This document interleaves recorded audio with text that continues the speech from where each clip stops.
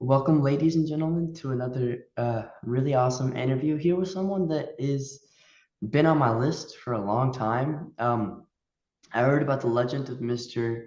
Husband when I had found out about Mr. Holdsworth in, I think, the summer or I guess the school year of seventh grade, because my teacher showed me Mr. Holdsworth, and the first thing that I thought was, this is garbage. This is terrible. I don't understand any of the notes. There's no melody. Nothing makes sense. It's terrible. And then 2 days, I guess in the future, I realized there was a lick he did stuck in my head. And I went back to that same song to listen to, and I was like, well, this is actually kind of good. And then you come back another 2 days, and you're like, wow, this is incredible. And then I noticed all the incredible players that Mr. Holdsworth was playing with. And the one that stuck out the most easily was Mr. Husband. So welcome to the show, Mr. Oh, Gary Husband. well, It's an honor to have you on. thank you, Jay. Thank you for those kind words too. And I know it's an acquired taste sometimes to I can't imagine what it's like to be hearing that kind of music for the first time. Um, but I can sympathize. But I'm glad you got it. I'm glad it arrived, you know. Oh yeah, for sure. It's kind of funny too, because I think all of my friends who were in that class unknowingly started listening to Mr. Holdsworth's music and your music just because the teacher would play um, CDs of like his favorite albums. Mm. So he'd play like 16-minute train or whatever, um, just on the stereo system. And then everyone would be like, when they're doing your work, when you're doing a test, you are hearing Holdsworth. And I got a text from one of my friends saying, well, what's that song that the teacher was playing? What was the song during that test? And it's like, well, then you get to introduce him to Holdsworth. It's such an awesome feeling. I can imagine. I can imagine, Yeah, yeah. it I'm lives trying on. to put myself in your situation there and with those around you. And yeah, I guess you could say it was a specialized uh an acquired taste, a specialized kind of music, I Mhm. guess, to people. I mean, there would be people not really familiar with anything that came before in that kind of realm or idiom of music that were absolutely confounded by it. I mean, I can tell you a few anecdotes that were quite funny at some of the early gigs we did, but Mhm. Yeah, please do. Please do. oh well, there's one that never escapes my memory. There used to be a venue here in London called the Rock Garden, and it was situated in Covent Garden. And I remember we had one of our earliest gigs there, and we'd got in there kind of early afternoon, set up and everything, and come to do sort of a sound check, um, stroke rehearsal, sound check, and come the we'd run pretty late into the afternoon, sort of like kind of fast approaching the time we were starting to play, and we went off for a second, and then we came back on again and started our first tune in front of the audience, which had now gathered, and and the club owner or the curator of the series or whatever, whoever it was, started running towards us with his arms in the air, going, "No, no, hey," you know, and he was right at the front of the stage facing us, and we stopped playing, and he said, "Stop! Don't you know the people are in?" So, I mean, this guy couldn't even tell the difference between what was actually meant, and whether he thought we were kind of like fooling around or I don't know what he thought, but it definitely didn't occur to him that the music had actually started, the proper concert. So, you know, that was hilarious at the time, you know. It still seems hilarious. Uh, It's super funny how close-minded some people can be at something as meaningful to some and meaningless to others, like music, you know? Like my mom could not or can't fathom this kind of music, which reminds me, it's Mother's Day, so I already told her, but Yeah. happy Mother's Day to all the mothers. But Oh, yeah, yeah. she couldn't Mine too. fathom this kind of music, but That like was mine. other people, like my friend Connor. Oh, look at that! Aw, beautiful, you have a picture of her. Yeah. She passed on quite recently, but she's here with me every note I play. Lovely, lovely. But all happiness and joy and good health to your mother. Appreciate it, and to you too. And Thanks. so you just got back from your Billy Cobham touring, right? How did that go? In where was it? Georgia, correct? Yeah, George. Yeah. Since I've done two other things since doing that. Actually, Oh, yeah, I know I'm pretty hard to keep up with, but that was very interesting because it was kind of a meeting of the Spectrum 50 band, which is called such because it's celebrating the 50th anniversary of Billy's first album, The Spectrum. mhm. And we played a lot of that music kind of revisited, rearranged, and in order to celebrate it. As a matter of interest, I was also involved in the Spectrum 40 band 10 years before. And 10 years before that, I also did the Spectrum 34 band, sorry, 30 and celebrations. And that was, we actually had Lee Sklar on bass for that one. Oh That yeah, he's was, so cool.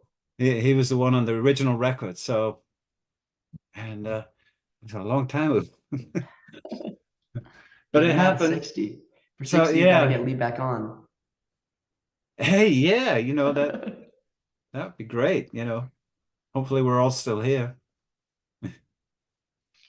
But that was really good because, as I was just about to say, it was a kind of teaming. We had a very good arranger adapt a lot of those pieces and songs for a big band. So it wasn't like a kind of the thinking along the lines of horns backing to things. It was very much they were playing a major part in Mhm. an equal part, as in the sense of solos. A lot of the section work we were doing together, and it was pretty tough. Um, but it was, I think it was a resounding success, largely on the part of the arranger, Guy Barker, his name was. He adapted all that music and arranged it. So yeah, it's pretty good. And what are the other two things you've been doing then? Quite busy. Um, I just got back from Budapest. Oh Um, yeah, yeah.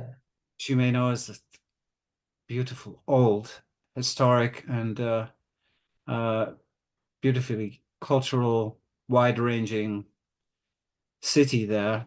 Um, And I've had the honor to have played at the jazz festival uh, actually 3 or 4 times now. The time before that was a duet I have with Nguyen Lee. I don't know if you know him, guitar player. I've heard of them, yes. Nguyen Lee, yeah. And time before that, I think was uh, maybe with Per Mathisen and a Norwegian band that I play in there. And the time before that was with the Fourth Dimension, John McLaughlin. Oh yeah, That yeah. that, that was the last actual situation for the band for that band to play as a pure four piece that it was. That was the last gig. Mhm. So it was the very last concert of the original band. So it's got bittersweet memories, but lovely to have done it there because it was the most special concert and it's just such a special place to go. I know You know. Budapest is definitely on my list to travel, even though I don't really travel, but maybe when I'm older, in my 30s or 40s, that would Yeah, certainly be a place to go, you look about 13 or something then. Yeah, yeah, You're 14. sitting So low and so 14. I'm not far. Wow. I'm not quite to the age to be able to travel, but you know. Okay. And You, I you guess will. then, I'm sure you will. yeah, I mean, fingers crossed. But and then if you're doing all this touring, will we see you back in the United States again anytime soon? Or Oh, I hope so. It's been It's been a little while. Back in the 80s, I actually spent quite a lot of time. Indeed, I used to live there for a Oh, while in California, kind of um, in and around Los Angeles, Orange County, those kind of places. And it was largely because I was so busy, um, majorly with Alan, and we would be touring a lot in the States in those days. But I mean, basically, in those days, we could. It's a very different situation today. But back then we could actually sort of hire in the first few tours, we were actually traveling in the singer's car with a U-Haul on the back, all our gear. And we were just going from gig to gig, basically. And the way it kind of worked out was, I mean, of course, there's nothing online, no internet or anything. So we have somebody manning phone calls back at the ranch, mhm. back at the office. And they're hearing from club owners who heard from club owners the night before, like, we don't know who this Allan Holdsworth guy is, but the club was packed. So you might want to, they're in the area, so you might want to take them up. So we'd literally sort of get things passed to us at sometimes even just a day's notice. So they were Incredible. very just flying by the seat of your pants, the Mhm. the the whole kind of existence and way of operating that was really wild. So almost inconceivable to think it was like that now. I mean, honestly, though, from I guess a third person view, it's not very surprising that people wanted to get like the basically the most groundbreaking artists and musicians of that time, to all their clubs. It astounds me that I think the last time you guys played Atlanta was at a place called the Variety Playhouse, which is like a 1,000 person capacity venue, which is just like mind blowing. Like 1,000 people, which is still like it's like small and big at the same time. But for these kind of for an artist as incredible as you and Mr. Holdsworth and the rest, 1,000 people, like that's insane. That seems like a small like club almost. I don't know. It's just like I can't even wrap my head around that. When Well, I think are you expecting more or less? more, I would think like not arenas, but like what's the Well, word? Theaters, you know? theaters. Well, I don't yeah, know. they were kind of, it was interesting because I was doing it so long there basically from 1979 to 2004. That's quite a few decades, decades, not years even. So, Mhm, we're talking about uh, the sort of coexistence together over a very large passage of time in which a lot of things had really, really changed, transformed even, and not necessarily always for the better.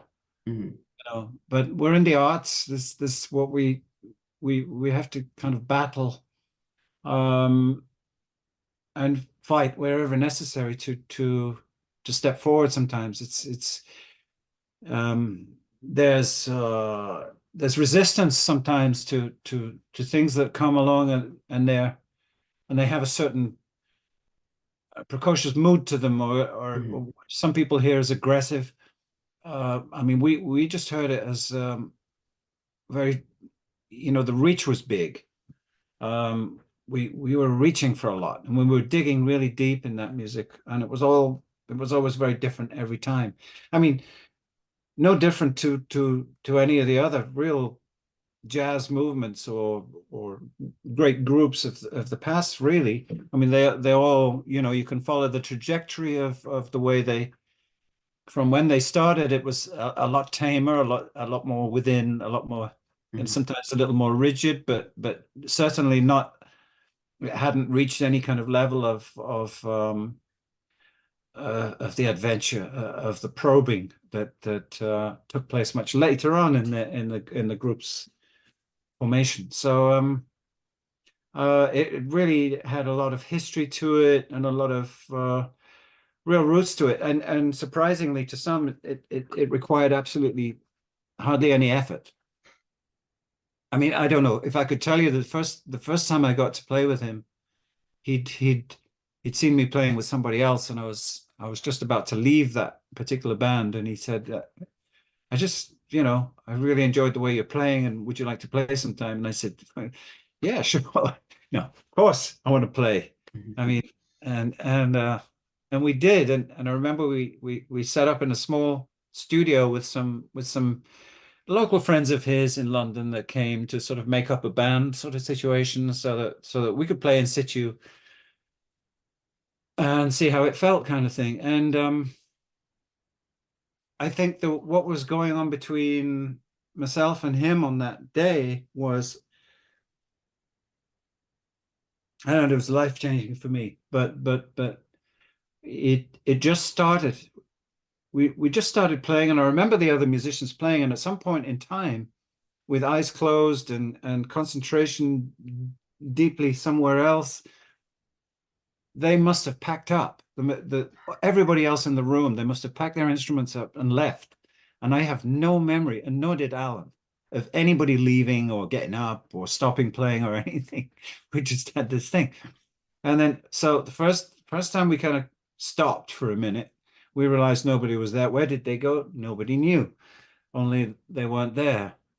And then so we did, we had a coffee break, and then we went back and we just at it for another about 4 hours, during which time it had got dark outside, gotten dark, and and we knew nothing about anything. We were totally outside awareness of space and time, and that was, I can tell you, if you experience something like that, um, it is literally transforming. It puts you in, it brings you into alignment somehow with something that's new and all powerful. It's like omnipresent inside everything we did, and everything was completely linked. And we just had this incredible improvised session. We just improvised the whole day, and and then at the end of it, we just kind of packed up and said, "Oh, that was good," and then just packed up the instruments, and that was it. That was the start of everything. We just started doing gigs after that, doing Beautiful. That's little incredible. concerts. But the resistance was high. Let me tell you. I mean, it was that it had got to a point in the late 70s, the early 80s, and a lot of the more adventurous things were becoming a lot more held in, more tame, if you like. That's not to insult them. It was just the particular vogue at the time for things to kind of smooth out a bit. And really, I guess it's kind of natural, because we were coming out of a very heady period of a lot of wild and audacious uh, progression and fusing in music. And I was, if you came up at the anybody who came up at the time I did will remember that was, we remember the big melting pot that was in existence of so much coming together. And uh, it seems like the barriers were coming down, and just because something was starkly reminiscent of something from another idiom of music, it didn't get frowned upon. It was just accepted as such. And the actual um integration of things was perfectly acceptable. That's how it seemed then. I thought, well, just so different to think that was, I'd heard Tony Williams' Lifetime as I was growing up and coming into being what the kind of player I was reaching to be, thinking that this was just commonplace, everyday electric music. You couldn't be more wrong. And I play this stuff to people, and they go, "What the hell?" But to me, it was natural. So you can imagine that when you're into a sort of an overall smoother uh, kind of a trend in music, following that, it was pretty difficult to accept it. So we just went our own way and like you know and drove through it like a big truck.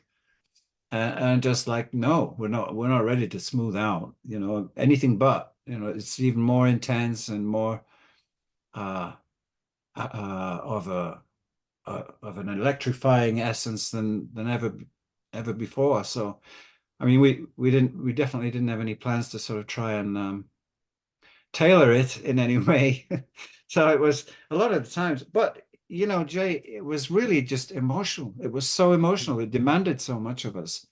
Um, and to dig very deep. And it was always interesting to see people's reaction to it because some people were quite shocked by it, and some were some people actually sort of visibly traumatized by it. And and other people would go, oh well, yeah, and a little more complacent about it, and there was real variety of responses to it. Very interesting study, really, when you think about it. I know, beautifully, all of it. It's the way you put things into words is super interesting, and it makes me wonder, like, what books have you been reading? What kind of literature do you study? I mean, I don't know, the way you move thoughts into words, it's just it's complex and uniform, formal. I don't know. What books have you been reading? Yeah, Yeah. I have no idea what I'm doing. I'm just reaching. It's like music. I'm reaching, trying to be more articulate. And if I can find, I mean, I have no particular, I don't feel any particular superior, yeah, I can't even speak now, of mastery of grammar or anything, or constructing grammar in any way. That all I want to do is really just try to find um, ways of putting stuff across. And I think it's very much like the in a sense the act of playing and where you put yourself. To borrow from a deeply talented, immensely talented friend of mine who was thinking about a drum educational course, for instance, said, no, it's not so much how to play drums, it's why to play drums. And really,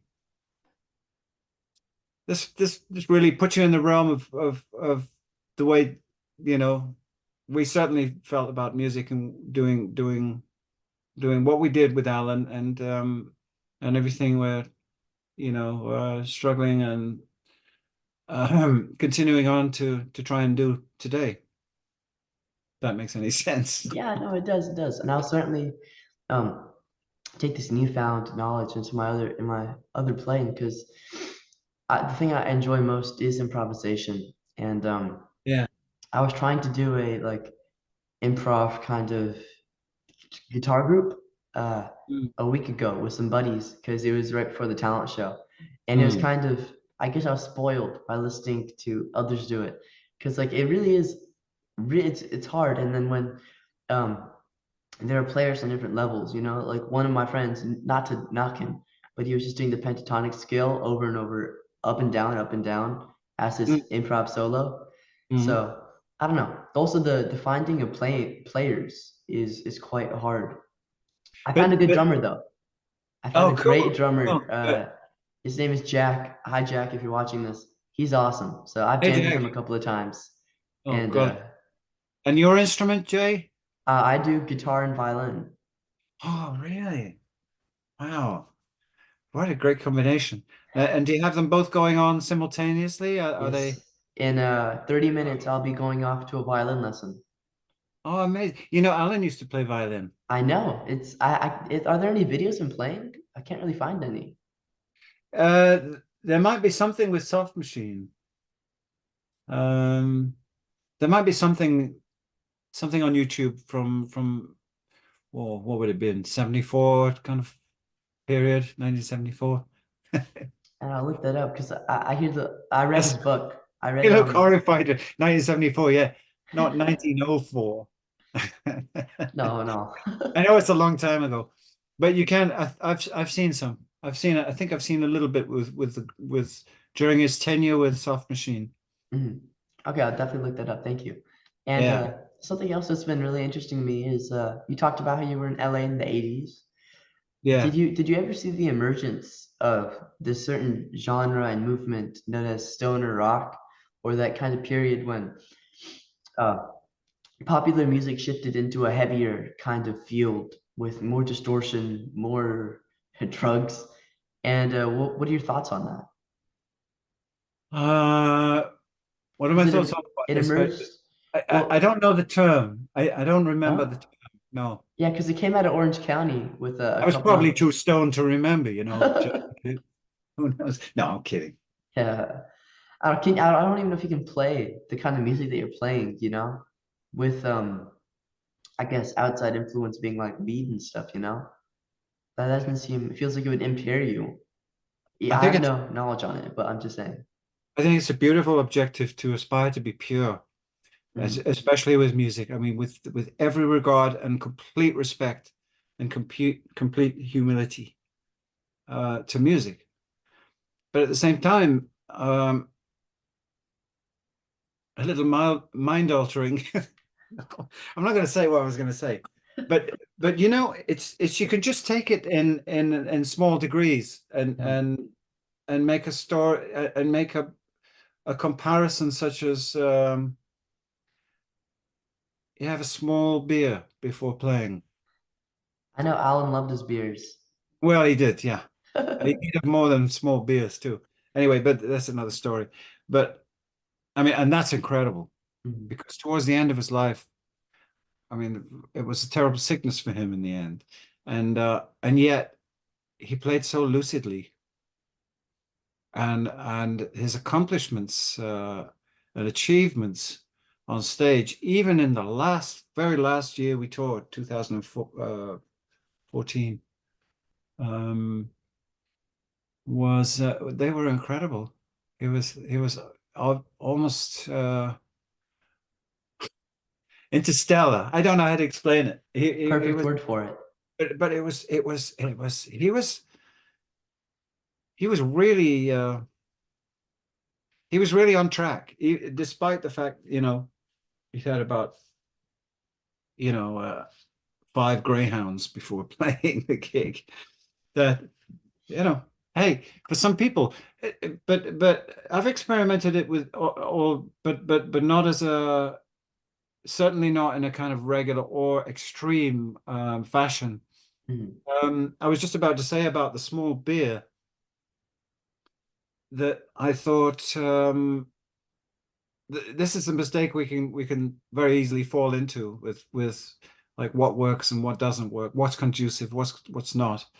And I'd had this small beer and gone on and played one of the most uh, enjoyable, connected concerts I've ever played. And I thought, hey, that's it. The one beer's in every night, and not just the one beer. It was like half a beer. Uh-huh. That's it. That's the solution. I found it. I just happened to come across it.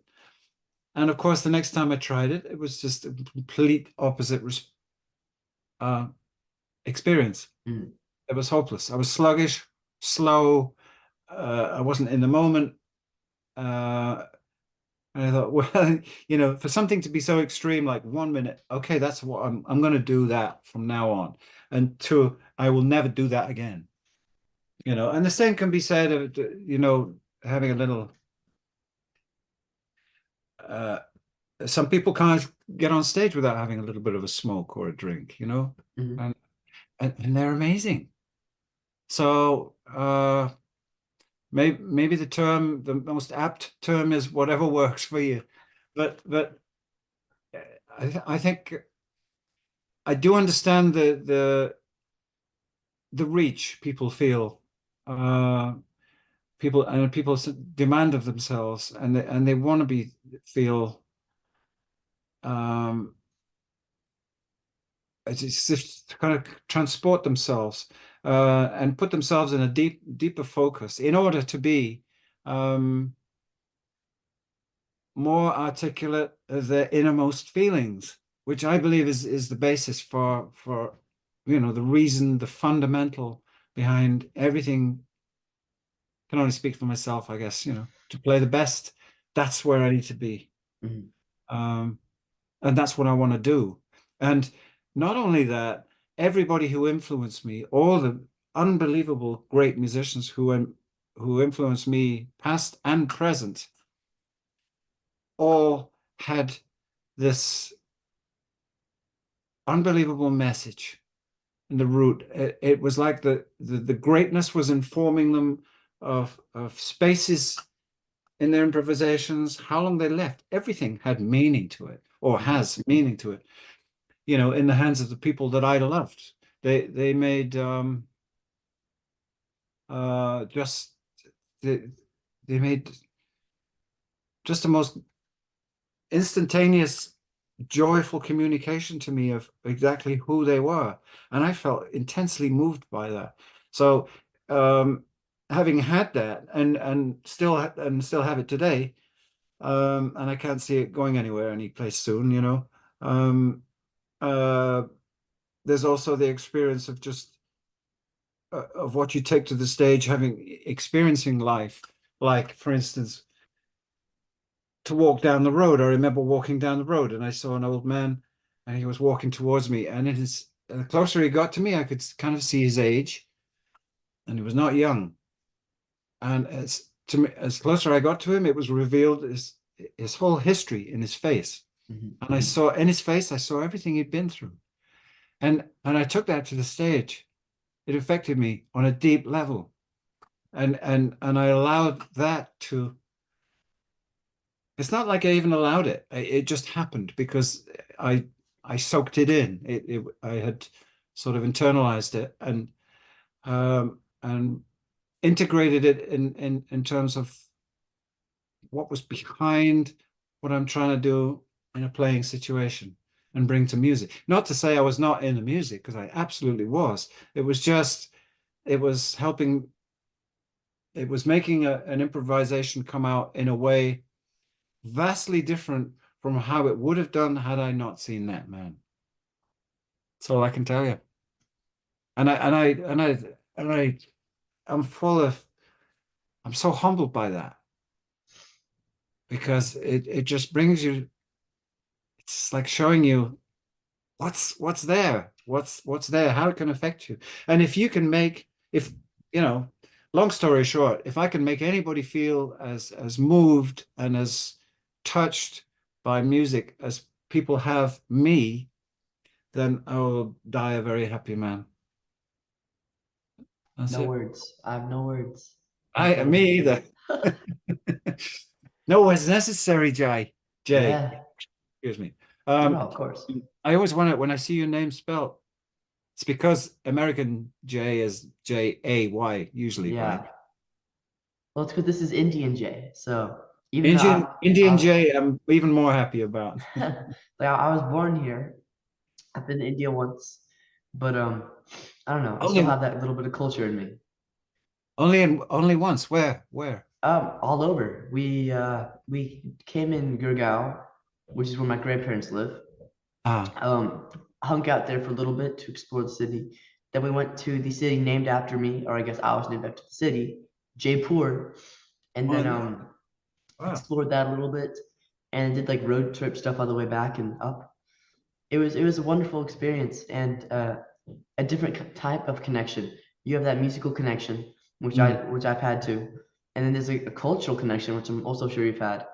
And it was so incredible to see people who eat your food, who know your language, you know, in a it was very deep. Also the music, the music scene there is completely different where commercialized music and less commercialized music are on the same level, the same playing field. Right, Like right, you'll right. see like the greats um of what's it, tabla playing and of that instrument I'm forgetting the name of, sitar playing Mm, the same big arenas as the Bollywood pop stars, which is mm. incredible. That musical aspect, I don't think we quite have got that down, at least here in America. Yeah, yeah. Probably much a lot of the Western world, although there's a special attention to rich culture in Europe, I have to say. Um, the only thing, I mean, where we are in London, it's incredibly commercialized to the point that we're losing all our culture like daily, and it's incredibly sad thing. Um, uh, so, I mean, what can you say about it? It's like the winds of time. It's changing it, and from this point, we can expect and we can trust really that it's going to change into something else. It's got, opportunities will present themselves again, but in different ways. And I think it's probably the healthiest way to think about it. A lot of times when I talk to young musicians about, what they've seen in the past on either film or YouTube or through records or anything, or just reading about it. And they think, well, where is that business today? And I'm always very sorry to say, well, it doesn't bear any resemblance anymore. No, it's not here. Yeah, we'll have to see where the change takes us because I do know that there are tons of talented musicians who are getting their bearing and figuring out what they want to do. And Absolutely. I'm excited to see what's going to happen because it may go terribly wrong. It may be the end, you know? But I don't think music will ever end. That was an over exaggeration. But it's interesting to see what's going to happen. I'm excited for it, because maybe I was thinking 2024 was going to be the year that artistry comes back, and I don't know, the first couple of months have been shaky with all the incredible musicians we've lost. So I'm not sure if that'll happen this year, but if it doesn't happen this year, it'll happen next year or the year after. So, Mm, mm, mm. anyways, thank you so much for Interesting. being here. But It was it's just, man, have faith. That's it. yes, I have faith. I have plenty of faith. I can see you do. And I can see when you nod and how you nod that you have faith. And that's I've been uh, nodding a that's lot. that's deeply happiness inducing. Thank you. Thank you. Well, it's been an honor to have you. I will be in London actually next summer. So we'll see if there's a jam opportunity or something. Oh Uh, yeah, why not? I have some family in London and I've been trying to go for a long time and my dad needs to go. So Yeah. we'll be there. I'll send you some emails. We'll see if something can happen. But So Jay will wonderful. be in London, albeit for the first time, right? Yes, first time in Europe. Oh, great. I think Okay. my third time out of the United States, my second time really out of the United States. Uh-huh. It's exciting. I'm Yeah. ready. I hear Great. Great, incredible man. things about London. Oh, it's great to witness your excitement. Yeah. Beautiful. Okay, well, Thanks. Zoom is telling me that I have less than a minute and I don't want to get cut off. Thank you so Okay. much. It's been wonderful, okay? Thank you. All good wishes to you. Be safe To you and too. Hopefully I'll see you all the in best. Atlanta. If I don't see you down Absolutely. here, Yeah. Yeah. Yeah. I will come to you. Okay. We'll be in touch and let's make sure that happens. Yes, Thank you, sir. Jay. Have a good day. You too, man.